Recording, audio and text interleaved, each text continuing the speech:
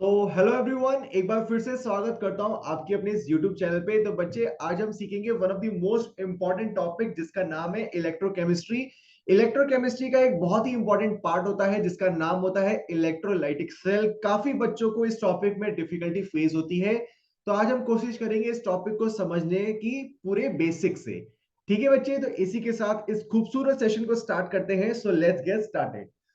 तो बेटा, सबसे पहले हम देख लेते हैं कि हमारा जो इलेक्ट्रोलाइटिक सेल का जो हमारा फंक्शन होता है वो हमारा फंक्शन क्या होता है। ठीक है बेटा, इसका जो मेन फंक्शन है वो क्या होता है। बच्चे ध्यान से देखो, ये क्या करता है बेटा, इलेक्ट्रिकल एनर्जी से हमें क्या देता है बेटा, केमिकल एनर्जी। यानी कि जो हमारी जो इलेक्ट्रिकल एनर्जी होती है उसको ये कन्वर्ट करके किस में कन्वर्ट करता है बेटा, ये कन्वर्ट करता है केमिकल एनर्जी में। अगर आप लोग मुझे बता सकते हो कि जो मेरा इलेक्ट्रोकेमिकल सेल होता था, गैल्वेनिक सेल, हाँ, वोल्टेइक सेल, वो क्या करता था, वो मेरा केमिकल एनर्जी से मुझे क्या देता था, वो देता था मुझे इलेक्ट्रिकल एनर्जी। याद है बेटा? तो ये जो मेरा इलेक्ट्रोलाइटिक सेल है ये उसका रिवर्स हो जाता है। ये क्या करता है, जो इलेक्ट्रिकल एनर्जी है उसको किस में कन्वर्ट कर देता है बेटा, केमिकल एनर्जी में। Is that clear? ये आपके क्लास 12 बोर्ड्स में ऑब्जेक्टिव में आ सकता है that electrolytic cell converts dash energy to dash energy. तो वहां पे नीचे ऑप्शन में आ सकता है electrical chemical, chemical to electrical, chemical to chemical, या फिर electrical to electrical. Is that clear बेटा? चलो ठीक है, अब इसका सेटअप देख लेते हैं बेटा। सेटअप कुछ इस तरीके का होता है, और यहां पे मेरे पास जो सॉल्वेंट है बेटा वो एक्वस होने की बजाय मेरे पास किस फॉर्म में होता है, वो होता है बेटा एक मॉल्टन सॉल्ट या फिर फ्यूज्ड सॉल्ट। ठीक है, अब आप कहेंगे सर मॉल्टन सॉल्ट क्या होता है बेटा, तो आओ समझते हैं हमारा मॉल्टन सॉल्ट क्या होता है बेटा। मॉल्टन सॉल्ट, मॉल्टन सॉल्ट या फिर इसको बोलेंगे मॉल्टन स्टेट, ये लिक्विड की वो स्टेट है जिसमें उसका जो मेल्टिंग पॉइंट है ना बेटा, वो क्या होता है, वो काफी हाई होता है। यानी मेरा जो मॉल्टन स्टेट है, मेरा जो मॉल्टन स्टेट है वो लिक्विड का, लिक्विड का वो स्टेट है जिसका मेल्टिंग पॉइंट क्या है बेटा, बहुत ही ज्यादा हाई है। जिसका जो मेल्टिंग पॉइंट है बेटा वो क्या है बेटा, बहुत ही ज्यादा हाई है। ठीक है बेटा, और ये जो मॉल्टन स्टेट में जो मेरा लिक्विड है, जब इसको अगर आपको लिक्विड स्टेट में कन्वर्ट करना पड़ेगा, अगर आप इसको चाहते हो कि ये लिक्विड स्टेट में कन्वर्ट हो, तो इसको आप एक ही एप्लीकेशन से कन्वर्ट कर सकते हो, वो होता है बेटा हीट। ठीक है, तो मॉल्टन स्टेट ए लिक्विड की एक ऐसी स्टेट है जिसमें उसका मेल्टिंग पॉइंट है वो क्या होता है बेटा, बहुत ज्यादा हाई होता है। और अगर उस मॉल्टन स्टेट को अगर आपको लिक्विड स्टेट में कन्वर्ट करना है, तो आप कैसे कर सकते हो, by the application of heat. Is that clear? अब इसके कुछ एग्जांपल देख लेते हैं बेटा। इसके एग्जांपल होते हैं बेटा मेरे मेटल्स, यहां पे आप देख सकते हो ग्लास। ऐसा क्यों बेटा, कि जो मेरे मेटल्स या फिर जो ग्लास होते हैं, मेरे मेटल्स या फिर ग्लास, इनका जो मेल्टिंग पॉइंट है या फिर आप कह सकते हो इनका जो बॉइलिंग पॉइंट है, वो क्या होता है बेटा, काफी हाई होता है, काफी हाई होता है। और इनको हम इनके लिक्विड स्टेट में कैसे कन्वर्ट कर सकते हैं बेटा, by the application of heat. समझ गए बेटा? मॉल्टन सॉल्ट या फ्यूज सॉल्ट का मतलब, मॉल्टन स्टेट लिक्विड स्टेट का एक वो पार्ट है जिसमें उसका जो मेल्टिंग पॉइंट है वो काफी हाई होता है। और अगर हमें कोई सब्सटेंस मॉल्टन स्टेट में है और उस सब्सटेंस को अगर हमें लिक्विड स्टेट में लेके आना है, तो हम उसको लिक्विड स्टेट में कैसे लेके आ सकते हैं, by the application of heat. समझ में आई बात बेटा? अब यहां पे जो एक्सपेरिमेंट हुआ और यहां पे जो मॉल्टन सॉल्ट लिया गया, वो क्या लिया गया बेटा, NaCl। ठीक है बेटा, अब जब हम NaCl को हमने हीट किया, किस टेम्परेचर पे, हमारा टेम्परेचर था बेटा 801 डिग्री सेल्सियस। तो जैसे ही NaCl, जो कि मेरा किस फॉर्म में बेटा, मॉल्टन स्टेट में, जो कि मेरा किस फॉर्म में बेटा, मॉल्टन स्टेट में, जैसे इस NaCl को मैंने हीट किया किस टेम्परेचर पे, 801 डिग्री सेल्सियस पे, तो ये मेल्ट होके किस में कन्वर्ट हो जाएगा बेटा, लिक्विड फॉर्म में। क्या ये बात मेरे सारे बच्चों को क्लियर हो रही है? ठीक है, तो आपके सिलेबस में जो मॉल्टन सॉल्ट या फ्यूज्ड सॉल्ट लिया गया है, वो सिर्फ एक ही सॉल्ट लिया गया है जिसका नाम है NaCl। अब मुझे एक चीज बताओ, NaCl जब डिसोसिएट होता है तो किस फॉर्म में होता है, Na प्लस और Cl माइनस की फॉर्म में। ठीक है बेटा, यहां यानी कि जो ये मॉल्टन सॉल्ट प्रेजेंट है वो किस फॉर्म में प्रेजेंट है, बता सकते हो? वो प्रेजेंट है Na प्लस और Cl माइनस आयन की फॉर्म में। ठीक है, अब ध्यान से देखो, यहां पे मैंने दो इलेक्ट्रोड्स ले रखी, पहली इलेक्ट्रोड और दूसरी इलेक्ट्रोड, और इन इलेक्ट्रोड्स को मैंने नाम दे रखा है जिसका नाम है इनर्ट इलेक्ट्रोड। यानी इलेक्ट्रोड नंबर 1 भी मेरी इनर्ट इलेक्ट्रोड है और इलेक्ट्रोड नंबर 2 भी मेरी इनर्ट इलेक्ट्रोड है। इनर्ट इलेक्ट्रोड का मतलब क्या होता है अभी नेक्स्ट स्लाइड में देखोगे, उससे पहले आप ध्यान से देखो कि जो लेफ्ट हैंड साइड वाली इलेक्ट्रोड है उसको हम क्या कहते हैं, उसको कहते हैं एनोड, और जो हमारी राइट हैंड साइड वाली इलेक्ट्रोड है उसको क्या बोलते हैं बेटा, कैथोड। ये बात आपको क्लियर हो रही है? हाँ या ना बच्चे? क्या ये बात क्लियर हो रही है बेटा? ठीक है, अब देखो जो एनोड पे चार्जेस डेवलप होंगे वो कैसे चार्जेस डेवलप होंगे बेटा, वो डेवलप होंगे पॉजिटिव वाले चार्जेस। अगर आप ध्यान से देखोगे ये वाला सिंबल, ये वाला सिंबल और यहां पे छोटा वाला सिंबल, तो आपको ऑटोमेटिकली पता चल जाएगा कि एनोड पे जो चार्जेस हैं वो कैसे चार्जेस होंगे बेटा, पॉजिटिव चार्जेस होंगे। और जो कैथोड पे चार्जेस आएंगे वो कैसे आएंगे बेटा, मेरे पास नेगेटिव चार्जेस डेवलप होंगे।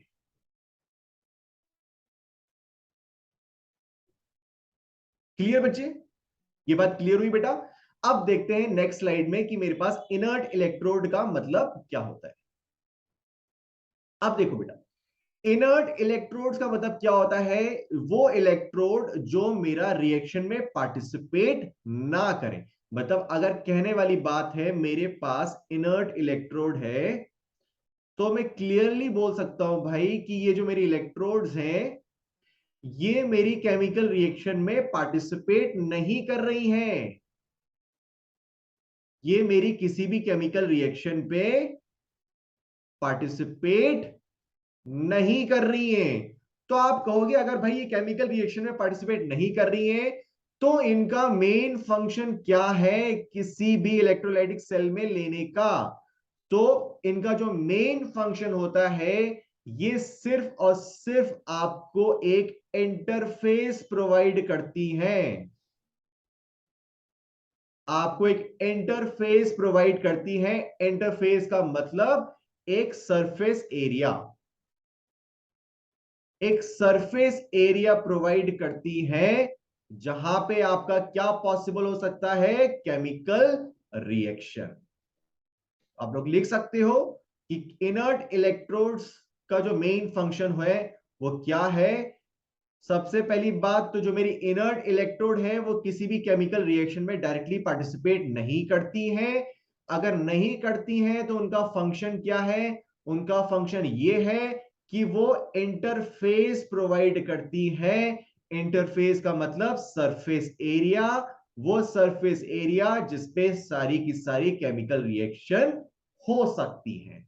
अब आप कहोगे सर इनर्ट इलेक्ट्रोड का एग्जाम्पल बता दो, तो बेटा देखो यहां पे मैंने एग्जांपल लिख रखा है, platinum electrode is an example of N inert electrode. जब हम बात करते हैं बेटा एस एच ई की, एस एच ई की, एस एच ई का मतलब standard hydrogen electrode, standard hydrogen electrode.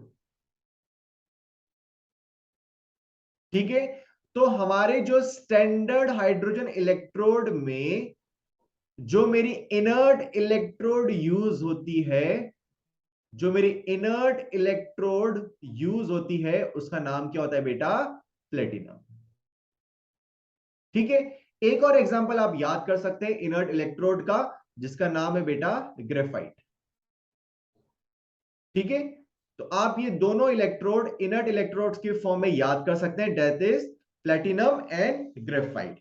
ठीक है बेटा, अब प्लेटिनम इलेक्ट्रोड का आप जरा फंक्शन देख लो एसएचई में। SHE stand for standard hydrogen electrode.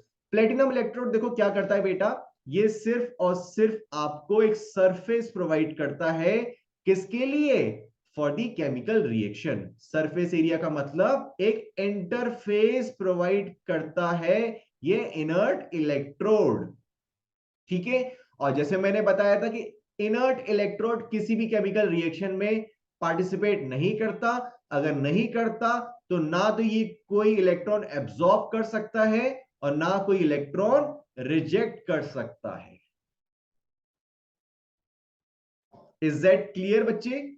ये बात क्लियर हुई कि अगर ये कोई केमिकल रिएक्शन में पार्टिसिपेट नहीं कर रहा तो इनर्ट इलेक्ट्रोड ना तो कोई इलेक्ट्रॉन एब्सॉर्ब कर सकता है, ना कोई इलेक्ट्रॉन रिजेक्ट कर सकता है। क्लियर बेटा? चलो अब चलते हैं प्रीवियस वाली स्लाइड पे।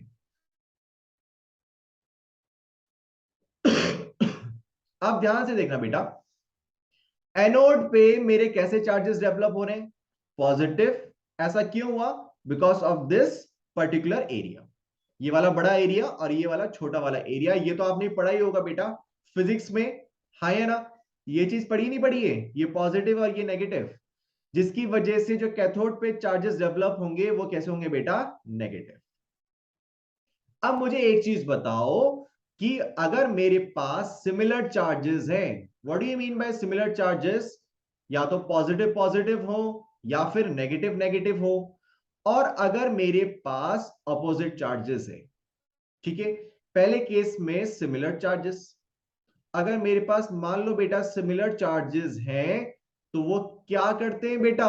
वो आपस में रिपेल करते हैं, यानी एक दूसरे से दूर भागते हैं।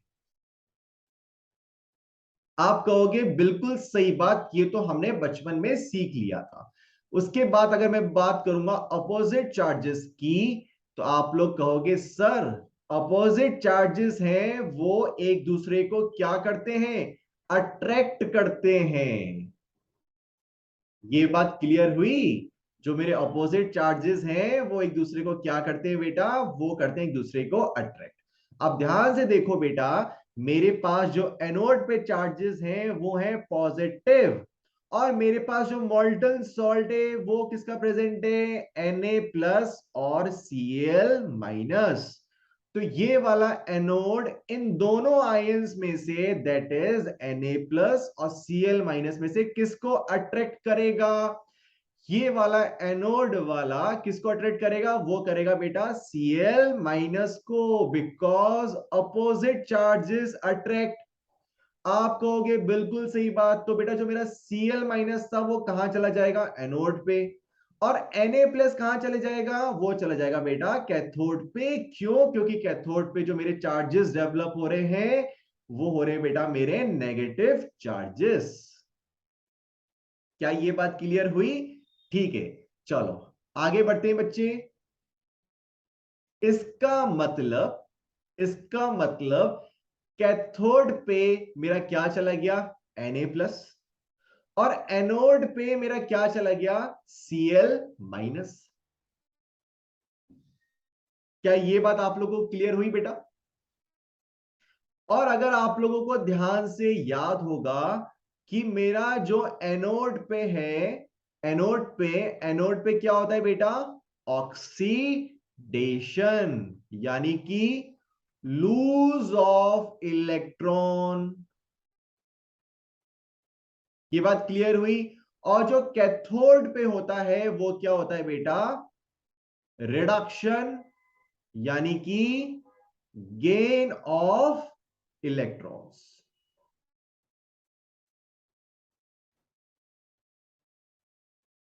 Gain of electrons.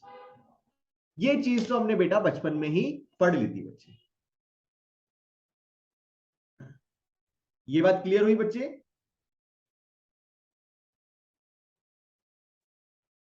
हाँ या ना बेटा?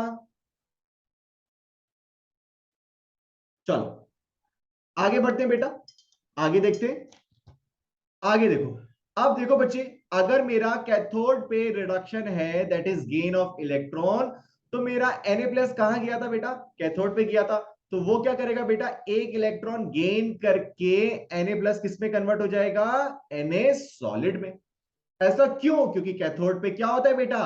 रिडक्शन। और रिडक्शन का मतलब क्या है बेटा?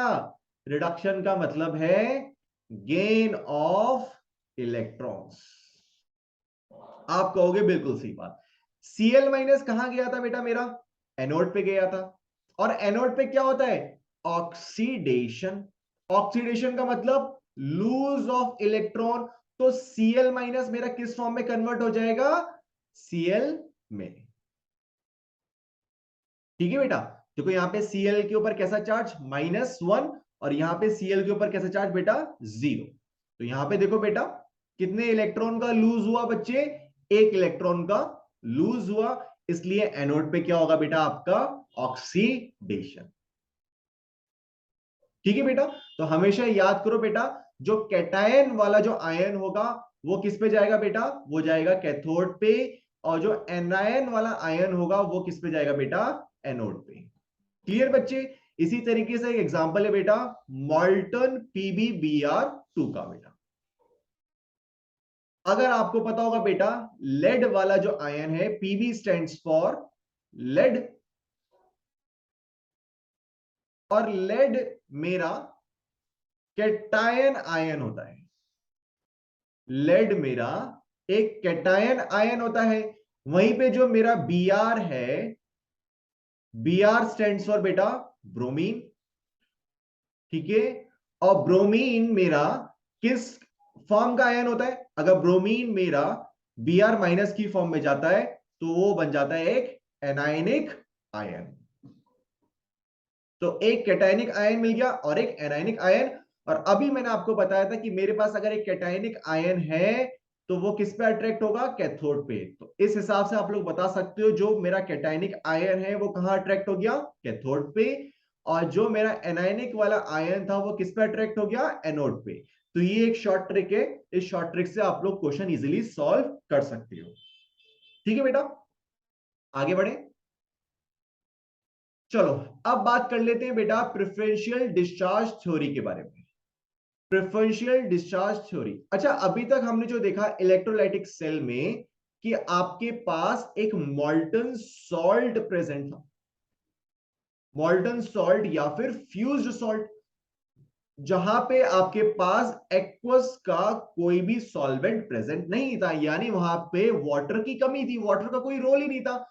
मान लो मेरे पास कोई ऐसा सॉल्वेंट आ जाए जहां पे आपको एक्वस भी मिल जाए। फॉर एग्जांपल, अगर बात करें हम एक्वस NaCl। एक्वस NaCl का मतलब यहां मेरे पास वाटर भी है। एक्वस स्टैंड्स फॉर बेटा वाटर। और मेरे पास NaCl भी। इस केस में देखो आपकी दो रिएक्शन देखने को मिलेंगी। कैसे बेटा? आपको यहां पे चार तरीके के आयंस मिलेंगे, क्योंकि बात हो रही है यहां पे एक्वस NaCl। तो एक्वस स्टैंड्स फॉर वाटर और NaCl मतलब बेटा सोडियम क्लोराइड। तो NaCl आपके किस किस आयंस की फॉर्म में होगा? Na प्लस और Cl माइनस आयन की फॉर्म में। वहीं वाटर आपका किस फॉर्म में होगा? H प्लस और OH माइनस की फॉर्म में। ये बात क्लियर हुई?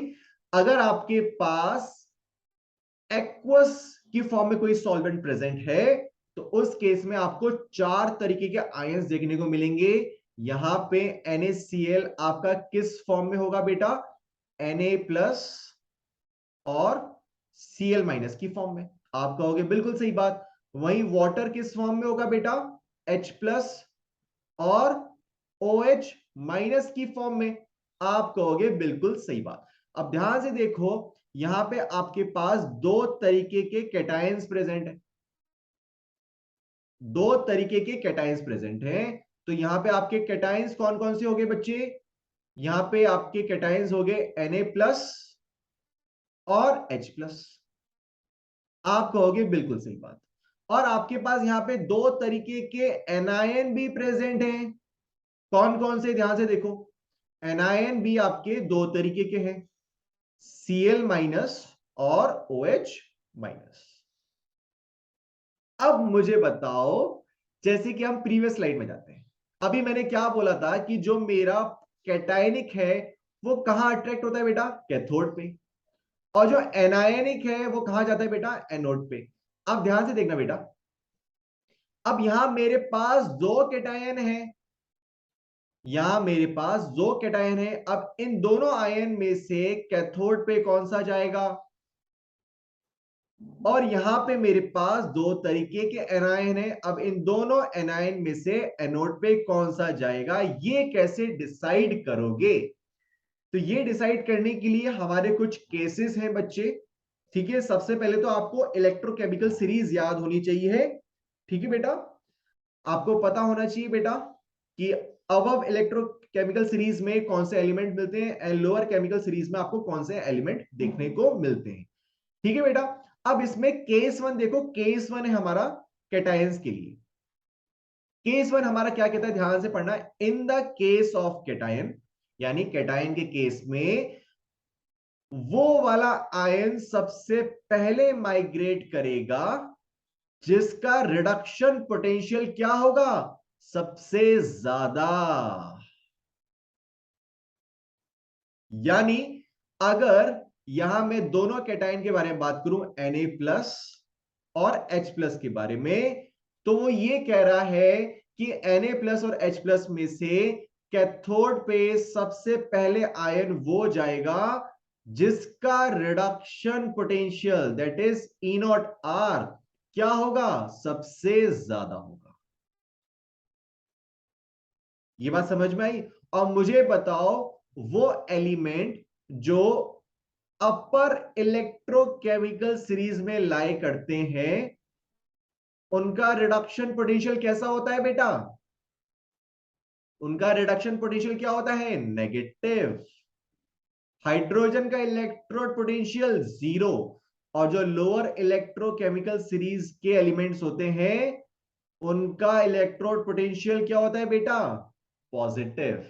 इसका मतलब अगर इन दोनों कैटायन में से जिसको सबसे पहले कैथोड पे माइग्रेट करना है, इसका मतलब इन दोनों आयंस में से जो भी आयन लोअर इलेक्ट्रोकेमिकल सीरीज में लाई करता है या फिर है, वो सबसे पहले कैथोड पे माइग्रेट करेगा। Is that clear? तो मुझे बताओ बेटा, Na+ और H+ में से किसका इलेक्ट्रोड पोटेंशियल सबसे ज्यादा होगा? अगर आपको इलेक्ट्रोकेमिकल सीरीज याद होगी तो आप इजीली बता सकते हो, यहां पे H+ का जो इलेक्ट्रोड पोटेंशियल है वो ज्यादा होता है एज कंपेयर टू Na+।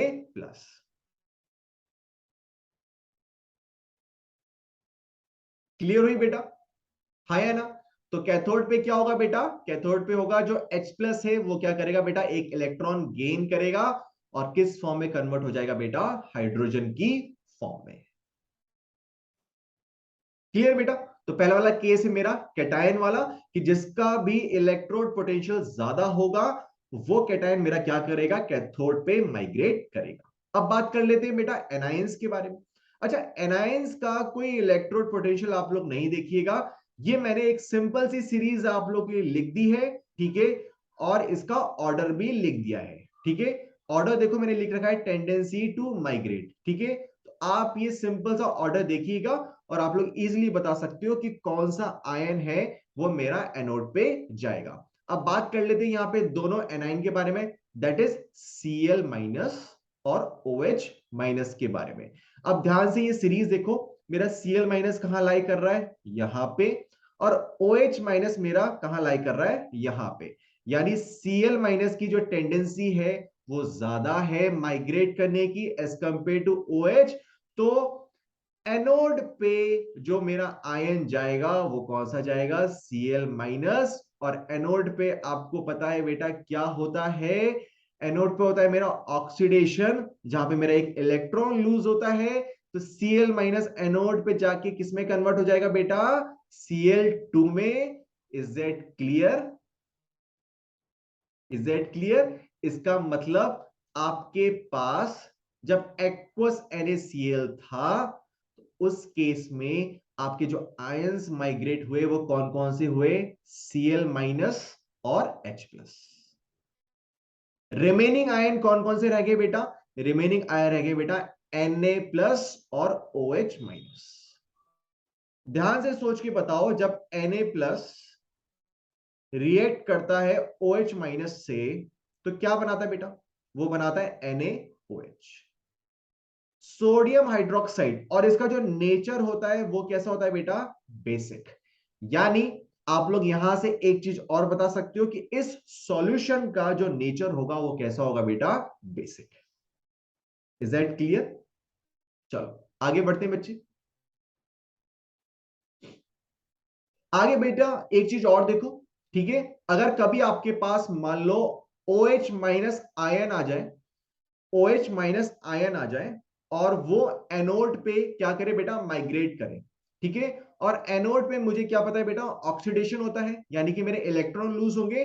तो OH माइनस के केस में आप लोग ये रिएक्शन याद कर सकते हो कि कभी भी मान लो अगर आपका कोई एनायन, और एनायन भी कौन सा हो बेटा, OH माइनस, अगर आपका कभी OH माइनस एनोड पे माइग्रेट कर रहा हो, तो एनोड पे क्या होता है बेटा, ऑक्सीडेशन, यानी कि लूज ऑफ इलेक्ट्रॉन। तो उस केस में जो OH माइनस की रिएक्शन होगी एनोड पे, वो आपको एज इट इज याद रख लेनी है, वो आपको एज इट इज याद रख लेनी है। क्लियर बेटा, क्लियर बच्चे? चलो अब कुछ क्वेश्चंस देखते हैं बेटा। यहां मेरे पास पहले कॉलम में इलेक्ट्रोलाइट प्रेजेंट है, दूसरे में बेटा मेरे पास इलेक्ट्रोड प्रेजेंट है, तीसरे में मुझे वो प्रोडक्ट बताने हैं जो कैथोड पे बनेंगे, और चौथे पे मुझे वो प्रोडक्ट बताना है जो एनोड पे बनेगा। इस क्वेश्चन को सॉल्व करने के लिए आपको सबसे पहले तो इलेक्ट्रोकेमिकल सीरीज याद होनी चाहिए बेटा। क्लियर? देखो अब मेरे पास प्रेजेंट है इलेक्ट्रोलाइट, पहला केस देखते हैं बेटा, aqueous copper sulphate. Aqueous copper sulphate है, और मेरी जो इलेक्ट्रोड है ध्यान से देखो वो कैसी है, प्लेटिनम या ग्रेफाइट। ध्यान से देख के बताओ क्या मेरे पास ये इनर्ट इलेक्ट्रोड है, आप कहोगे बिल्कुल सही बात। अब एक्वस कॉपर सल्फेट का मतलब, एक्वस कॉपर सल्फेट का मतलब कि मेरे पास यहां पे वाटर भी प्रेजेंट है, आप कहोगे बिल्कुल सही बात। इसका मतलब यहां पे मुझे चार तरीके के आयंस बनेंगे, कौन से, देखो कॉपर सल्फेट का मतलब Cu2 प्लस और SO4 2 माइनस। वाटर का मतलब H प्लस और OH माइनस। अब ध्यान से देखो बेटा, यहां पे मेरे पास दो कैटायन है, दो कैटायन है, और उसी के साथ मेरे पास एनायन भी है, वो है मेरे दो। अब कौन सा कैटायन मेरा कैथोड पे जाएगा, अभी मैंने आपको ट्रिक सिखाई है बेटा, और कौन सा एनायन मेरा एनोड पे जाएगा, इसकी भी मैंने आपको ट्रिक सिखाई है। अगर आप लोग इलेक्ट्रोकेमिकल सीरीज देखोगे तो आप देखोगे कि जो मेरा इलेक्ट्रोड पोटेंशियल कॉपर 2 प्लस का है वो किससे ज्यादा होता है, मेरा H प्लस से। यानी कैथोड पे जो आयन जाएगा वो कौन सा जाएगा, कॉपर 2 प्लस। और कैथोड पे क्या होता है बेटा, गेन ऑफ इलेक्ट्रॉन। तो कॉपर 2 प्लस यहां पे दो इलेक्ट्रॉन गेन करके किस में कन्वर्ट हो जाएगा बेटा, कॉपर सॉलिड में। उसी तरीके से आपके पास एनायन देखो, एनायन कौन से हैं, SO4 2 माइनस सल्फेट आयन और एक हाइड्रोक्साइड आयन। अगर आप लोग इसका ऑर्डर देखोगे बेटा, अगर आप लोग ऑर्डर देखोगे तो देखो सल्फेट आयन आपका कहां पर है, सबसे पहले, और OH माइनस कहां पे बेटा, तीसरे नंबर पे। इसका मतलब जिस आयन की टेंडेंसी होगी माइग्रेट करने की वो कौन सा है बेटा, OH माइनस। और अभी मैंने बताया था कि OH माइनस की रिएक्शन आप लोग कैसे याद रखोगे बेटा, ये वाली जस्ट ऊपर मैंने लिखवा रखी है। तो OH माइनस क्या लिबरेट करता है बेटा, ऑक्सीजन। तो आप लोग एनोड पे लिख दोगे डायरेक्टली ऑक्सीजन। क्लियर बेटा। अगला भी इसी तरीके से सॉल्व कर लोगे एक्वस AgNO3 पे, एक बार सॉल्व करके देखना बेटा। और तीसरा भी आप लोग इजीली सॉल्व कर लोगे, ठीक है। एक्वस का मतलब वाटर और NaOH का मतलब सोडियम हाइड्रोक्साइड, ठीक है बेटा। ट्राई करना और मुझे कमेंट बॉक्स में बताना whether you are able to solve these questions और नॉट। अगला देखते हैं बेटा, चौथा और पांचवा एक्सेप्शन से बेटा ये चीज आपको याद रखनी है। वैसे तो आपके सीबीएसई के रिलेटेड ये इंपॉर्टेंट नहीं है, but if you are preparing for JEE mains and NEET, then these two equations that is 4 and 5 are really important for you people. चौथे में देखो मेरे पास इलेक्ट्रोलाइट क्या है बेटा, एक्वस AgNO3। चौथे में मेरे पास जो इलेक्ट्रोलाइट है वो क्या है बच्चे, वो है मेरा एक्वस AgNO3। और मेरे पास जो इलेक्ट्रोड प्रेजेंट है वो कैसा है बेटा, सिल्वर इलेक्ट्रोड। क्या सिल्वर इलेक्ट्रोड मेरा इनर्ट होता है, आप कहोगे नो सर, क्योंकि अगर इनर्ट होता तो या तो मैं प्लेटिनम लेता या क्या लेता बेटा, ग्रेफाइट। हाँ या ना बच्चे, ठीक है। तो इस केस में देखो, जब मेरे पास इलेक्ट्रोलाइट होता है कौन सा बेटा, एक्वस AgNO3, और इलेक्ट्रोड उस केस में क्या होता है, सिल्वर। तो मेरा जो प्रोडक्ट बनता है कैथोड पे, मेरा जो प्रोडक्ट बनता है कैथोड पे, ध्यान से देखो क्या होता है बेटा, Ag प्लस क्या करता है बेटा, एक इलेक्ट्रॉन गेन करके कन्वर्ट हो जाता है सिल्वर में। मेरा जो कैथोड पे जो रिएक्शन होती है वो बेटा ये वाली होती है, that is Ag plus gains a electron and gets converted into Ag solid. Anode पे जो मेरी रिएक्शन होती है, एनोड पे जो मेरी रिएक्शन होती है वो होती है बेटा, जब मेरा एक सिल्वर एक इलेक्ट्रॉन लूज कर देता है, यानी कि ऑक्सीडेशन प्रोसेस। तो यहां पे बेटा सिल्वर की रिएक्शन होती है दोनों कैथोड और एनोड पे, तो ये चीज आपको याद रखनी है। ये वाला मेथड प्यूरिफिकेशन प्रोसेस में यूज होता है, इसमें से एक सिल्वर प्योर होता है और एक सिल्वर इम्प्योर होता है। तो ये थोड़ा एक्सेप्शन है बेटा, आपको याद रखना है।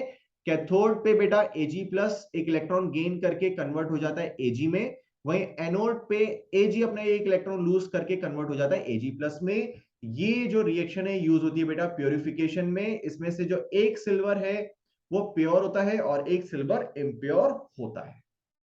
लास्ट देखो बेटा, आपके पास एक concentrated H2SO4 that is sulphuric acid, और इस केस में जो इलेक्ट्रोड है वो क्या है बेटा, प्लेटिनम और ग्रेफाइट। जब आपके पास कॉन्सेंट्रेटेड H2SO4 हो दैट इज सल्फ्यूरिक एसिड, और आपके पास इलेक्ट्रोड कैसी हो, इनर्ट इलेक्ट्रोड, तो जो कैथोड पे आपकी रिएक्शन होगी, कैथोड पे रिएक्शन होगी। अच्छा ध्यान से देखो बेटा, मेरे पास कॉन्सेंट्रेटेड H2SO4 है। H2SO4 किस फॉर्म में डिसोसिएट हो सकता है बता सकते हो, 2H प्लस और SO4 2 माइनस। तो यहां पे बेटा इनकी ही रिएक्शन हो जाती है, दैट इज यहां पे कॉन्सेंट्रेटेड H2SO4 में जो कैटायन है वो कैथोड पे चला जाता है, और कॉन्सेंट्रेटेड H2SO4 का जो एनायन है वो एनोड पे चला जाता है। सिंपल। तो H2SO4 में कैटायन क्या है बेटा, मेरा H प्लस, तो वो क्या करता है बेटा, वो क्या करता है, एक इलेक्ट्रॉन गेन करता है और किस में कन्वर्ट हो जाता है बेटा, हाइड्रोजन में। वहीं पे एनोड पे क्या होगा बेटा, एनोड पे सबसे पहले तो एनायन माइग्रेट करेगा, और सल्फ्यूरिक एसिड में जो एनायन है वो कौन सा है बेटा, SO4 2 माइनस। तो यहां पे क्या होगा बेटा, SO4 2 माइनस किस में कन्वर्ट हो जाता है बेटा, वो कन्वर्ट हो जाता है बेटा मेरा मार्शल एसिड में, मेरा मार्शल एसिड में कन्वर्ट हो जाता है। मार्शल एसिड किसको कहते हो बेटा, ये जो कंपाउंड बना इसको बोलते हो बच्चे मार्शल एसिड। इसको आप इस फॉर्म में भी लिख सकते हो, H2S2O8। तो ये होता है बेटा मेरा एक मार्शल एसिड। क्लियर बेटा? चलो आगे बढ़ते हैं। अब बात कर लेते हैं बेटा Faraday first law of electrolysis के बारे में। फैराडा फैराडे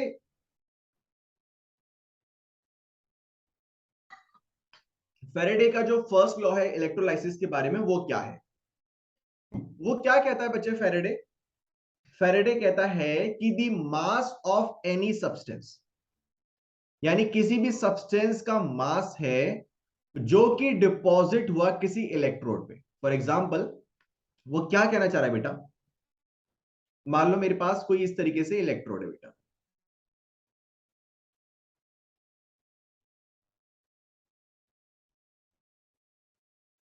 मेरे पास इस तरीके की कोई इलेक्ट्रोड है बेटा, और इस इलेक्ट्रोड पे कोई सब्सटेंस डिपॉजिटेड है। इस इलेक्ट्रोड पे कोई सब्सटेंस क्या है बेटा? डिपॉजिटेड है। और इस सब्सटेंस का कुछ ना कुछ मास भी होगा। आप कहोगे बिल्कुल सही बात, इस सब्सटेंस का कुछ ना कुछ मास भी होगा।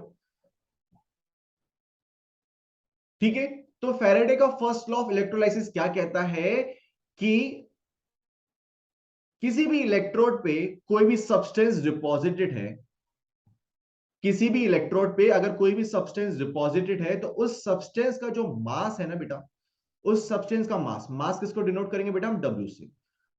उस सब्सटेंस का जो मास है वो किसके प्रोपोर्शनल है? Directly proportional to the amount of charge passed. यानी मेरे पास कोई भी इलेक्ट्रोड है और उस पे कोई सब्सटेंस डिपॉजिट हो रखा है। आप कहोगे बिल्कुल सही बात, और जो ये सब्सटेंस डिपॉजिटेड है इसका कुछ ना कुछ मास रहा होगा बेटा। आप कहोगे बिल्कुल सही बात, और इस मास को हम किससे डिनोट करते हैं बेटा? डब्ल्यू से। तो फैराडे का फर्स्ट लॉ क्या होता है? The mass of any substance deposited at any electrode is directly proportional to the amount of charge passed. तो यहां पे W क्या है बेटा? उस सब्सटेंस का मास, किसमें बेटा? ग्राम्स में। या तो वो डिपॉजिट हुआ हो या फिर लिबरेटेड एट एनी इलेक्ट्रोड, यानी वहां से उड़ गया हो। या तो एक डिपॉजिट होगा और वहां से खत्म होने लगेगा, या तो वो सब्सटेंस उस पे इलेक्ट्रोड पे डिपॉजिट हो रहा हो या फिर उससे लिबरेट हो रहा हो। ठीक है, तो उस सब्सटेंस का मास किसमें बेटा? ग्राम्स में। यूनिट भी आपको बहुत अच्छे से याद रखनी पड़ेगी। और Q क्या है बेटा? The amount of charge past, the amount of charge past, और इसकी भी यूनिट क्या होगी बेटा? कूलम। तो ये चीज आपको याद रखने वाली बात है। अब मुझे बताओ बेटा, यहां फैराडे का फर्स्ट लॉ क्या बोलता है कि W is directly proportional to Q। आप कहोगे बिल्कुल सही बात। अब मान लो बेटा ये प्रोपोर्शनल साइन को मुझे रिमूव करना है, जैसे ही रिमूव करूंगा तो मुझे एक कांस्टेंट देखने को मिलेगा, एक कांस्टेंट देखने को मिलेगा जिसका नाम है बेटा Z। इस Z के बारे में थोड़ा स्टडी कर लेते हैं। Z को बोलते हैं बेटा प्रोपोर्शनलिटी कांस्टेंट, और उसकी यूनिट क्या होती है बेटा? ग्राम पर कूलम। यानी अगर इस Z के यूनिट के बारे में बात करूं बेटा तो G/C। यहां पे जो G क्या है बेटा? G है बेटा ग्राम, और C क्या है बेटा यहां पे? Charge, that is coulomb. तो यहां पे जो प्रोपोर्शनलिटी कांस्टेंट है उसकी यूनिट क्या आएगी बेटा? G/C। और इस Z को मैं एक नाम से और जानता हूं जिसका नाम है इलेक्ट्रोकेमिकल इक्विवेलेंट। तो बेटा ये बहुत ही इंपॉर्टेंट टॉपिक है, आपसे क्वेश्चन पूछ सकते हैं कि इलेक्ट्रोकेमिकल इलेक्ट्रोकेमिकल इक्विवेलेंट जो होता है उसकी यूनिट क्या होती है? इलेक्ट्रोकेमिकल इक्विवेलेंट उसकी यूनिट क्या होती है? तो सबसे पहले तो आपको पता होना चाहिए जो केमिकल इलेक्ट्रोकेमिकल इक्विवेलेंट होता है वो होता है Z, और उसकी यूनिट क्या होती है बेटा? ग्राम पर कूलम। इज दैट क्लियर बेटा? चलो आगे बढ़ते हैं बेटा। अब आगे और चीज देखो बेटा, अभी तक हमने कहां तक डिराइव करा? That is W is equal to ZQ। आप कहोगे बिल्कुल सही बात। अब बच्चे जो मेरा Z है इलेक्ट्रोकेमिकल इक्विवेलेंट, वो होता है बेटा किसके बराबर? ध्यान से देखना बेटा, वो बराबर होता है मेरा equivalent weight divided by 1 Faraday. Where EW stands for equivalent weight, और यहां पे F क्या है बेटा, 1 फैराडे। 1 फैराडे, और 1 फैराडे कितने कूलम्स के बराबर होता है बेटा, ये होता है बेटा 96,500 कूलम। क्लियर बच्चे? आप देखो, ये Z की वैल्यू उठा के आप यहां पुट करो, मुझे क्या मिलेगा, W is equal to equivalent weight divided by 1 Faraday into Q। बिल्कुल सही बात। अब मुझे एक चीज बताओ, इक्विवेलेंट वेट का फॉर्मूला याद है आप लोग? इक्विवेलेंट वेट का फॉर्मूला क्या होता है बेटा, molecular weight divided by N factor, divided by N factor. इस चीज को उठा के इस इक्वेशन में डालो, मुझे क्या मिलेगा, देखो W is equal to equivalent weight is equal to molecular weight divided by N factor into 1 Faraday into Q। ये क्लियर हुआ? अब देखो, इस मॉलिक्यूलर वेट को मैं यहां से क्रॉस मल्टीप्लाई कर रहा हूं, ध्यान से देखना, इस मॉलिक्यूलर वेट को मैं क्रॉस मल्टीप्लाई करके यहां नीचे लेके आ रहा हूं, तो मैं लिख रहा हूं W divided by molecular weight, that is given weight divided by molecular weight is equal to Q divided by N factor into Faraday. हाँ या ना बेटा? अब ध्यान से देखना बेटा, ये चीज क्या लिखी हुई है, given weight divided by molecular wait, क्या ये मुझे नंबर ऑफ मोल्स लिखे हुए हैं? और नंबर ऑफ मोल्स कैसे डिनोट करता हूं बेटा, मैं स्मॉल एन से। तो क्या इस पूरी वैल्यू की जगह क्या मैं स्मॉल एन लिख सकता हूं? आप कहोगे बिल्कुल। तो small N is equal to Q divided by N factor into F। अब यहां से एन फैक्टर का क्रॉस मल्टीप्लीकेशन करो, तो फाइनल इक्वेशन मुझे क्या मिलेगी, n into N factor is equal to Q by F। तो ये मैंने फाइनल इक्वेशन डिराइव कर ली। वहीं पे एक इक्वेशन और होती है बेटा जो आपको याद रखनी है, that is Q is equal to I into T. यहां पे Q क्या है बेटा, amount of charge present, I क्या है बेटा, करंट, और करंट की यूनिट किस में होनी चाहिए बेटा, एम्पेयर में। T स्टैंड्स फॉर बेटा टाइम, और टाइम की यूनिट किस में होनी चाहिए बेटा, सेकेंड्स में। क्लियर बेटा? चलो आगे बढ़ते हैं, आगे क्वेश्चन देखते हैं बेटा। क्वेश्चन बोल रहा है कि how long should a current of 0.25 ampere be passed through a molten metal salt when it deposit that much weight of metal which is equal to its electrochemical equivalence। यानी वो क्या कह रहा है कि जो ये मेटल का जो डिपॉजिटेड वेट है वो किसके बराबर है, इलेक्ट्रोकेमिकल इक्विवेलेंस के बराबर है। यहां पे W क्या है, तो वेट ऑफ मेटल डिपॉजिटेड, हाँ है ना बेटा? और Z क्या है बेटा, Z है मेरा इलेक्ट्रोकेमिकल इक्विवेलेंस, ये मुझे गिवन है। अब मुझे एक चीज और पता है, क्या, that W is equal to Z into Q। और मुझे ये भी दे रखा है that W is equal to Z। इस इक्वेशन को उठा के यहां पुट करो, जैसे पुट करोगे Z is equal to Z by Q, तो Z से Z गया, और यहां पे Q की वैल्यू कितनी आ गई बेटा, 1। मुझे एक फॉर्मूला और पता है, कौन सा, that Q is equal to I into T. आप कहोगे बिल्कुल सही बात, Q की वैल्यू पुट करो 1, क्या मुझे I की वैल्यू दे रखी है करंट की, बिल्कुल, कितनी बेटा, 0.25 एम्पेयर इनटू टाइम, और यहां से टाइम की वैल्यू कितनी निकल के आ गई बेटा, 1 डिवाइडेड बाय 0.25, और ये निकल के आ गया बेटा मेरा 4 सेकेंड। तो ये आ गया मेरा फाइनल आंसर।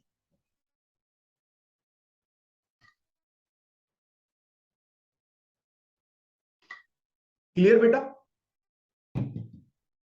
ये बात क्लियर हुई? आगे बढ़े। चलो कुछ ट्रिक्स आपके साथ शेयर कर सकता हूं, ठीक है, कुछ क्वेश्चंस को सॉल्व करने के लिए। अगर मैं बात करूं 1 मोल ऑफ इलेक्ट्रॉन पे कितना चार्ज प्रेजेंट है, तो आप उसको क्या बोलते हो बेटा? 1 फैरेडे। अगर आप बोलते हो कि मेरा 1 मोल ऑफ इलेक्ट्रॉन पे कितना चार्ज प्रेजेंट है, तो आप बोलते हो भाई वो उसके बराबर होता है 1 फैरेडे के बराबर।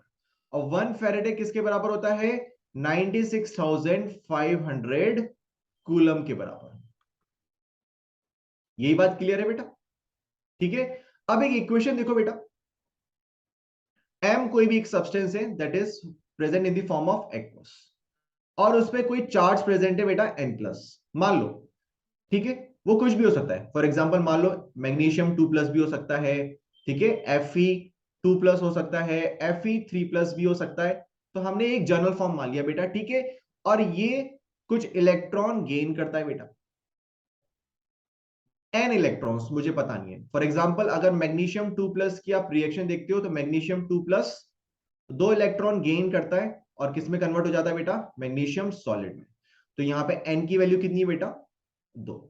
ठीक है, तो यहां पे हमने जनरल फॉर्म मान लिया, और ये किस में कन्वर्ट हो गया बेटा? m सॉलिड में।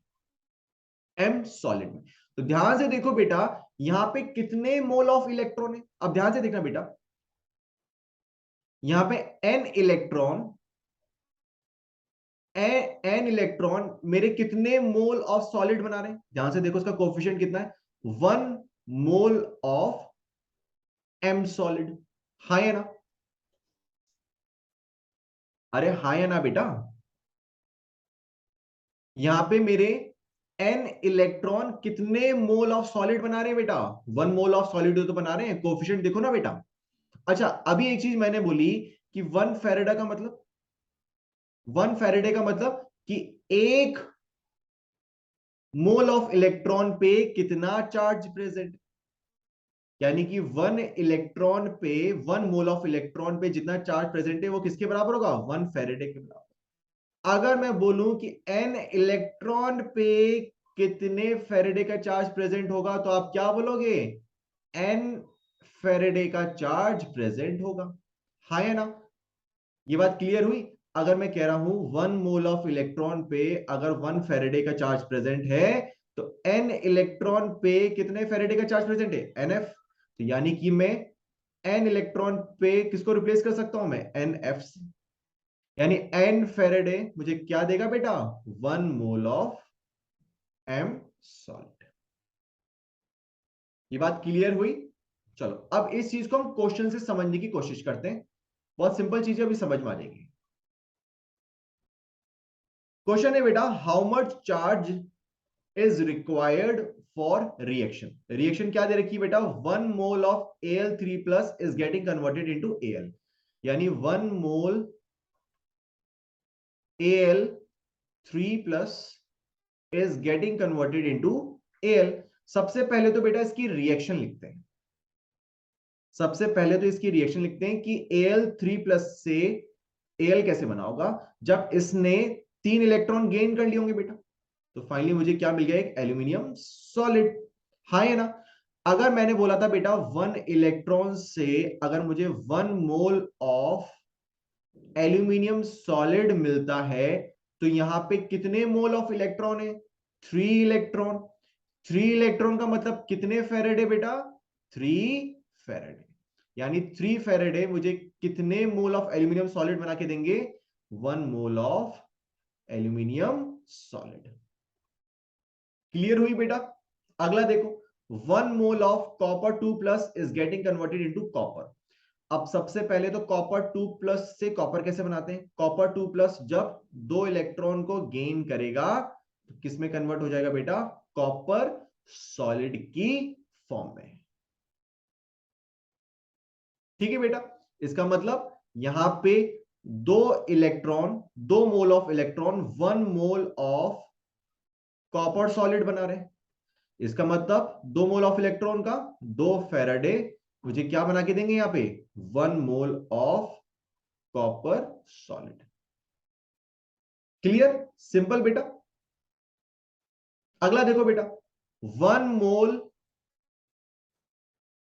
मोल Mn O4 minus is getting converted into Mn2 plus। सबसे पहले तो यहां पे मैंगनीज का ऑक्सीडेशन स्टेट निकालते हैं, वो कितना आएगा बेटा, x minus 8 plus 1 equal to 0। तो यहां पे मैंगनीज का ऑक्सीडेशन स्टेट कितना आ गया बेटा, +7। +7 से ये जा रहा है बेटा +2 में, यानी कितने इलेक्ट्रॉन गेन कर रहा है बेटा, वो गेन कर रहा है बेटा 5 इलेक्ट्रॉन। तो इसकी रिएक्शन लिखते हैं बेटा, Mn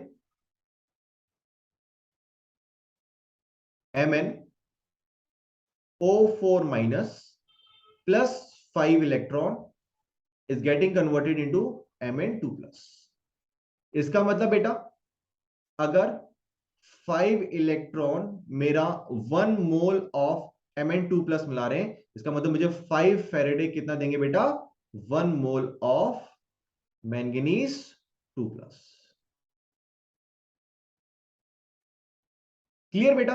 अब एक क्वेश्चन देख लेते हैं। क्वेश्चन क्या कह रहा है बेटा, a solution of NiNO3 whole twice is electrolyzed between platinum electrodes using 0.1 Faraday electricity। ठीक है, तो वो कहना चाह रहा है कि बेटा हाउ मेनी मोल ऑफ निकल will be deposited at the cathode. ठीक है बेटा, NiNO3 होल ट्वाइस, सबसे पहले तो आपको पता होना चाहिए बेटा कि यहां पे जो कैथोड पे जो जाएगा वो जाएगा मेरा कैटायन। कैथोड पे क्या जाता है बेटा, कैटायन जाता है। अब इस पूरे कंपाउंड को देखो, अब मुझे बताओ यहाँ पे कैटायनिक आयन और एनायनिक आयन कौन सा होगा। आप ऑब्वियस सी बात बोलोगे सर जो मेरा निकल है वो मेरा क्या होगा बेटा, कैटायन। अगर ये कैटायन है तो ये किस पे जाएगा बेटा, ये जाएगा मेरा कैथोड पे। ठीक है, और कैथोड पे आप लोग बता सकते हो बेटा क्या होता है, वहां पे होता है मेरा क्या, गेन ऑफ इलेक्ट्रॉन, यानी कि रिडक्शन। यानी निकल की सबसे स्टेबल ऑक्सीडेशन स्टेट क्या होती है बेटा, +2। ये चीज आपको याद रखने वाली बात है। तो ये क्या करेगा बेटा, यहाँ पे 2 इलेक्ट्रॉन गेन करेगा, क्योंकि कैथोड पे क्या होता है बेटा, reduction, that is gain of electron, and it will get converted into निकल सॉलिड। क्या ये बात क्लियर है बेटा। ध्यान से देखिए, बताओ, अब यहां पे 2 मोल ऑफ इलेक्ट्रॉन क्या बना रहे हैं बेटा, 1 मोल ऑफ निकल सॉलिड।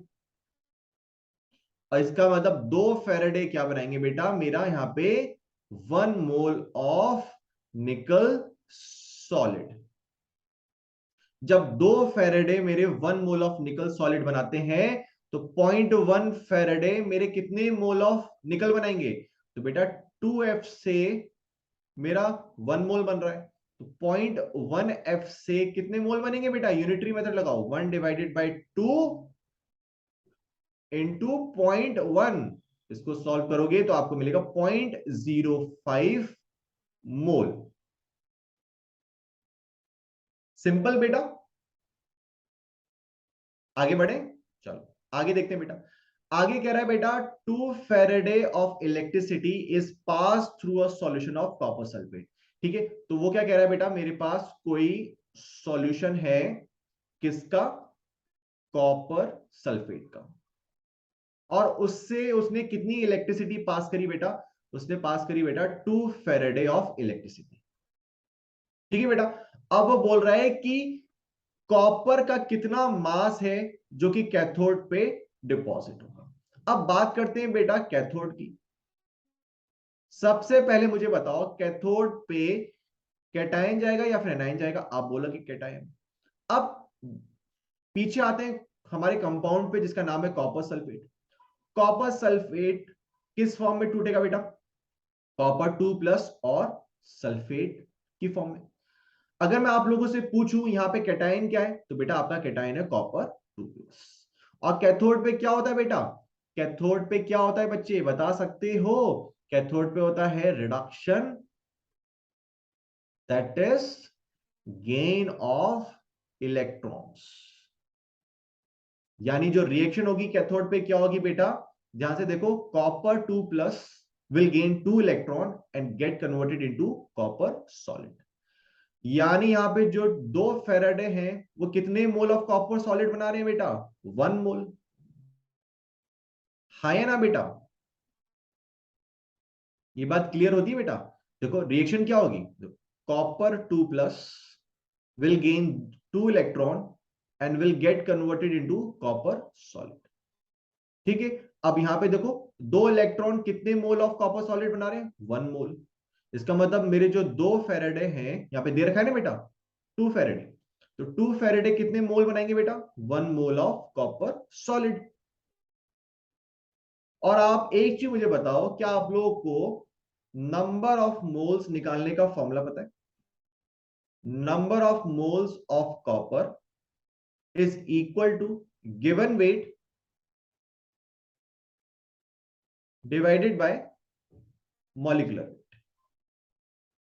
कॉपर सॉलिड के मोल्स कितने दे रखे हैं बेटा, 1, तो वैल्यू पुट करो, आपने वैल्यू डाली 1। गिवन वेट, गिवन वेट तो आपको निकालना है बेटा, उसको मान लो x divided by molecular wait. Copper का मॉलिक्यूलर वेट दे रखा है बेटा कितना, 63.5 ग्राम मान लो बेटा। तो यहां से आपकी x की वैल्यू कितनी आ गई, 63.5 ग्राम। क्लियर बच्चे, ये बात क्लियर हुई? चलो आगे बढ़े बेटा, आगे देखते हैं बेटा।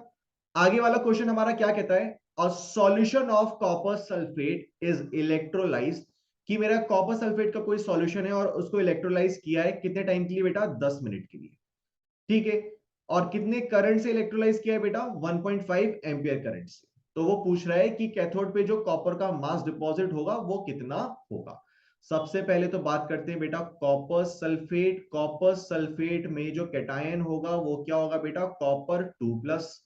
कैथोड पे क्या होगा बेटा, कैथोड पे होगा बेटा मेरा reduction, that is gain of electron. तो मेरा कॉपर 2+ क्या करेगा बेटा, कॉपर 2+ क्या करेगा, मेरा 2 इलेक्ट्रॉन गेन करेगा and will get converted into copper solid. यहां से आप बोल सकते हो कि जो मेरे 2 फैरेडे हैं वो कितने मोल ऑफ कॉपर सॉलिड बना रहे हैं बेटा, 1 मोल ऑफ कॉपर सॉलिड। क्या यहां तक बात क्लियर हुई? चलो अब देखो मेरे पास यहाँ पे टाइम दे रखा है 10 मिनट का, और मेरे पास करंट भी दे रखा है। तो क्या हम बेटा अमाउंट ऑफ चार्ज पास्ड निकाल सकते हैं, Q is equal to I into T. आप कहोगे बिल्कुल सही बात, आई की जगह वैल्यू डालो current 1.5 ampere into time. Time किस में दे रखा है बेटा, मिनट्स में। और आपको मैंने बताया था कि जो टाइम की जो स्टैंडर्ड यूनिट होती है वो किस में होती है बेटा, सेकंड में। इसका मतलब आप 10 मिनट्स को अगर सेकंड में चेंज करोगे तो इसको 60 से मल्टीप्लाई करोगे। फाइनली आपका यहां पे अमाउंट ऑफ चार्ज पास आ जाता है बेटा 900 कूलम। ये बात क्लियर हुई बेटा? हाँ या ना बच्चे, हाँ या ना बेटा? आगे देखो बेटा, मुझे ये भी पता है कि जो 1 फैरेडे में जो कूलम्स होते हैं वो कितने होते हैं, 96,500 कूलम। तो इसका मतलब 2 फैरेडे में कितने चार्ज होंगे बेटा, 96,500 इंटू 2 कूलम। तो मेरे जब 2 फैरेडे मेरे 1 मोल ऑफ कॉपर बना के दे रहे हैं, आप कहोगे बिल्कुल सही बात। 2 फैरेडे का मतलब बेटा कितना चार्ज, 96,500 इंटू 2 कूलम। मेरे कितने मोल बना के दे रहे हैं कॉपर के, 1 मोल ऑफ कॉपर के। तो मेरे 900 कूलम कितने मोल ऑफ कॉपर बना के देंगे, यूनिटरी मेथड लगाओ बेटा। 900 कूलम कितने बना के देंगे, 1 divided by 96,500 500 into 2 multiply by 900।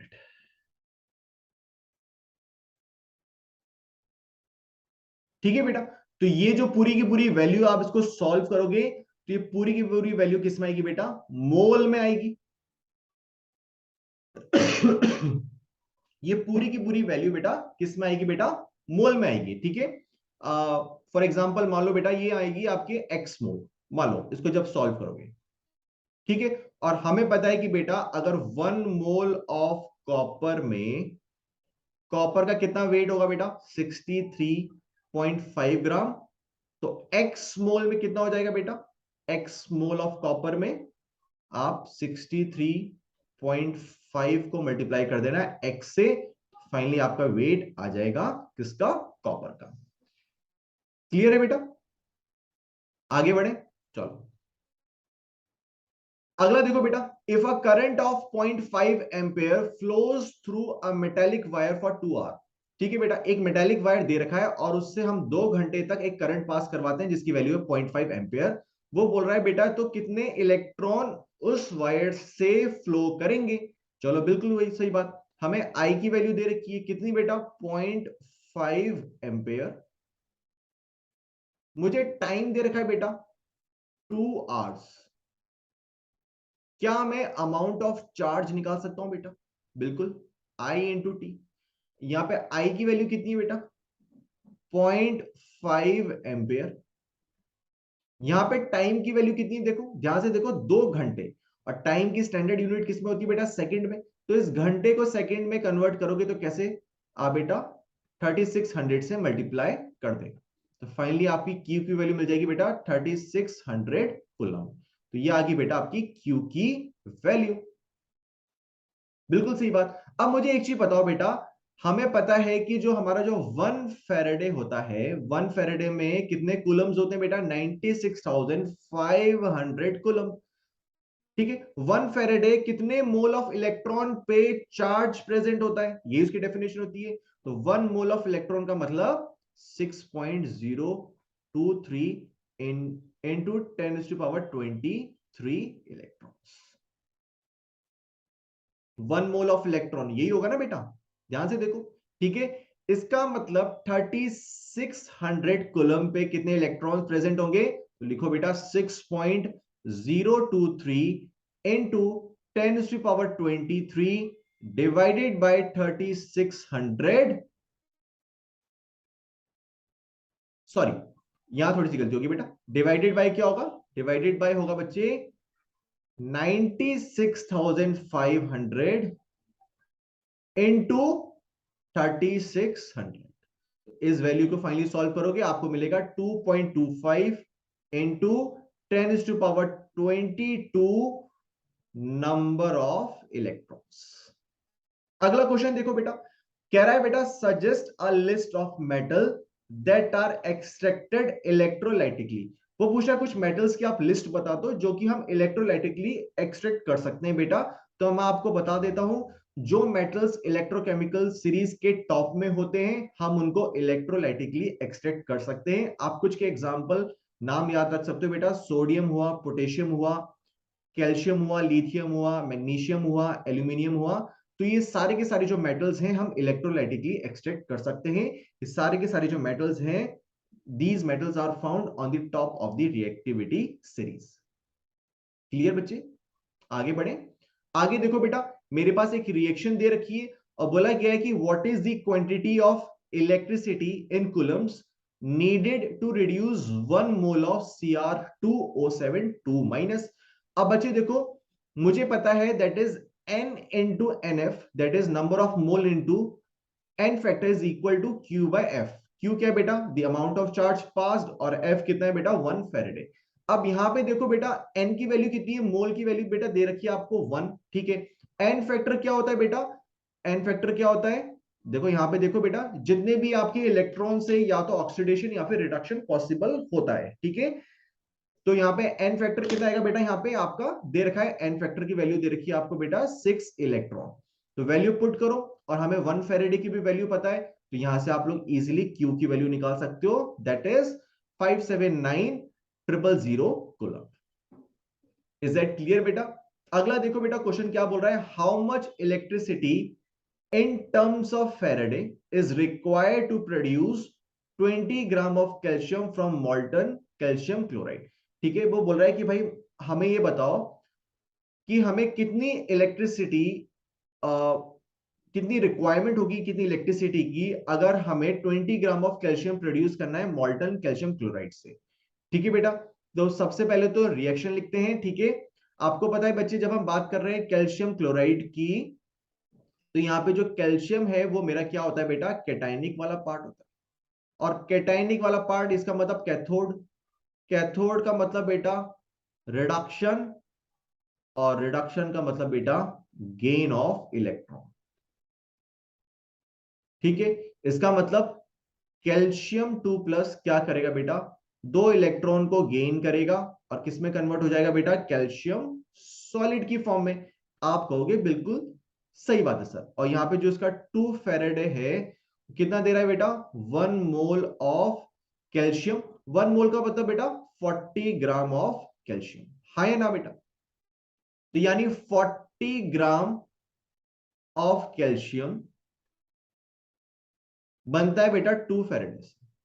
तो 20 ग्राम बनाने के लिए मुझे कितनी फैरेडे इलेक्ट्रिसिटी चाहिए बेटा, यूनिटरी मेथड लगाओ, 2/40 इंटू 20, तो यह आ गया बेटा आपका 1 फैरेडे। क्लियर, आगे देखते हैं बेटा। आगे वाला देखो बेटा, how much electricity is required in coulomb for the oxidation of 1 mole of FeO to Fe2O3। सबसे पहले तो बेटा FeO और Fe2O3 में आयरन का ऑक्सीडेशन नंबर फाइंड आउट करते हैं। आयरन का ऑक्सीडेशन नंबर यहां पे बेटा +2 और यहां पे कितना आएगा बेटा +3। ये बात आ रही है बेटा, हाँ है ना। बताओ बेटा इसका एन फैक्टर कितना होगा बेटा, एन फैक्टर होगा बेटा यहां पे 1। कितने इलेक्ट्रॉन का चेंज आया बेटा, 1 इलेक्ट्रॉन का, तो इसका मतलब यहां पे आपका एन फैक्टर वो कितना होगा 1। अब यहाँ पे मोल की वैल्यू दे रखी है बेटा, यस यहाँ पे नंबर ऑफ मोल्स की वैल्यू भी दे रखी है कितना 1। और हमें पता है बेटा n into NF is equal to Q/F। तो यहाँ पे n की वैल्यू 1, n फैक्टर की वैल्यू 1 और Q/F। तो यहाँ पे Q की वैल्यू कितनी आ गई बेटा, 1 फैरेडे के बराबर, जो कि होता है बेटा 96,500 कूलम के बराबर। क्लियर बेटा। अगला क्वेश्चन देखो, 1 mole of water to O2। तो इसकी रिएक्शन आप याद कर लो बेटा। ठीक है, वाटर अगर O2 में कन्वर्ट होगा तो कैसे होगा बेटा, water will get converted into 2H plus half O2 plus 2 electron. ठीक है बेटा, तो यहां पे देखो कितने इलेक्ट्रॉन का चेंज आया, 2 इलेक्ट्रॉन का, तो यानी ये क्या हो गया मेरा बेटा एन फैक्टर। ठीक है, कितने मोल है बेटा 1, तो आप वैल्यू पुट करो बेटा, n इंटू NF में n की वैल्यू 1, NF की वैल्यू बेटा 2 और यहाँ पे Q/F। तो Q की वैल्यू कितनी आ गई बेटा 2 faraday, that is 2 into 96,500 coulomb. Clear बेटा। चलो इसी के साथ इस खूबसूरत सेशन को यहीं खत्म करते हैं। I will see you in the next video, till then thank you, God bless you.